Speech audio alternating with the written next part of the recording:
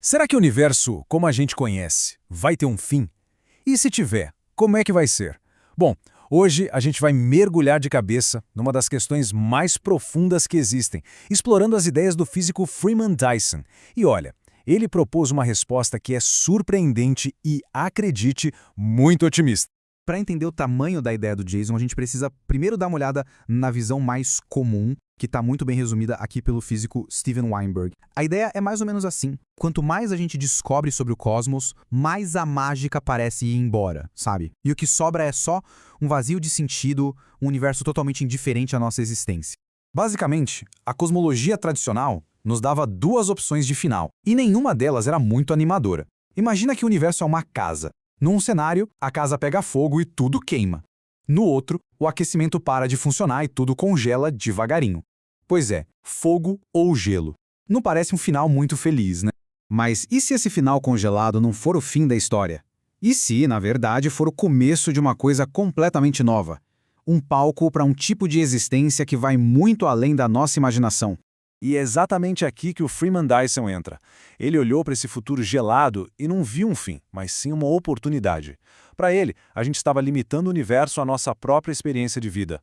É como se a gente estivesse tão acostumado com a ideia de que tudo acaba que simplesmente não conseguimos nem imaginar um universo que continua, simplesmente continua. Então, em vez de uma sentença de morte cósmica, Dyson viu o cenário perfeito para uma complexidade sem fim. Uma visão de tirar fôlego, não acha? Um universo que nunca se cansa, que está sempre se reinventando, se transformando.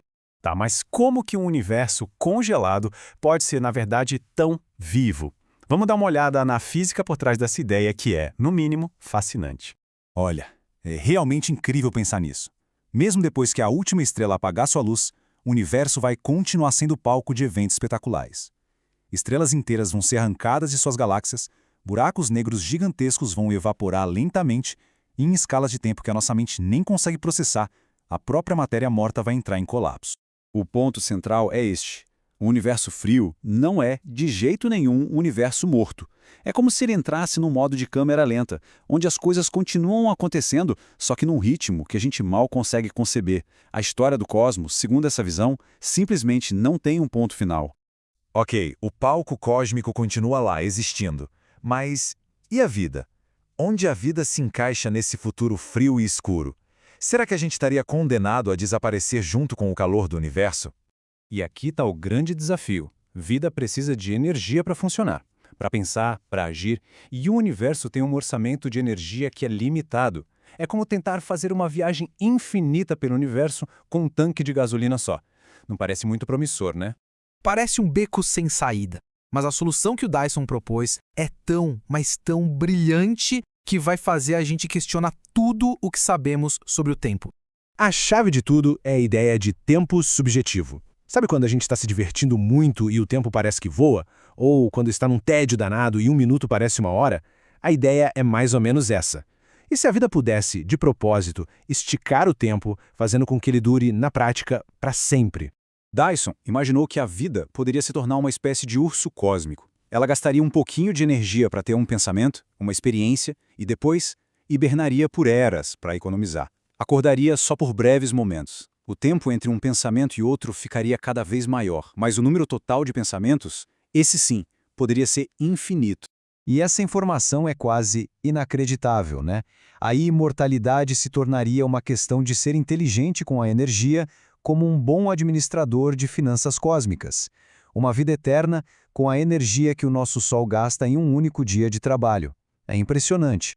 Mas de que adiantaria viver para sempre se fosse para viver sozinho? Com o universo se expandindo cada vez mais, a gente não viraria ilhas de consciência num oceano de escuridão sem ninguém para compartilhar nada? A lógica parece bem clara, né?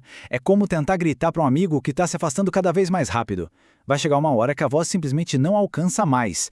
A comunicação se tornaria impossível. E aqui vem talvez a parte mais maluca de todas. A física, mais uma vez, nos surpreende. Dyson descobriu que, na verdade, fica mais fácil e mais barato se comunicar conforme o universo esfria. É como se o universo nos desse um desconto na conta de telefone cósmica quanto mais o tempo passa. Imagina só as consequências disso. Uma rede de inteligências conectadas por todo o universo, compartilhando conhecimento, arte, experiências, para sempre. A solidão cósmica não precisaria ser o nosso destino final. E assim, a gente chega numa encruzilhada. Duas visões de futuro completamente diferentes. Duas respostas para aquela pergunta que não quer calar. Afinal, qual é o nosso lugar no universo?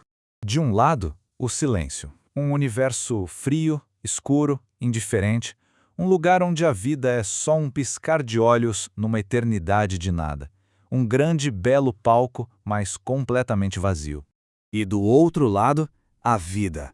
Um universo que pulsa com inteligência, com criatividade, um lugar onde a consciência não só sobrevive, mas floresce, aprendendo e crescendo, talvez até moldando o próprio cosmos à sua imagem. No fim das contas, talvez o futuro não seja algo que a física decreta, mas algo que a própria vida escolhe. Então, a pergunta final que fica é: em qual futuro a gente quer acreditar? Num futuro de aceitação silenciosa ou num de possibilidades que nunca acabam? A resposta talvez esteja em nossas mãos.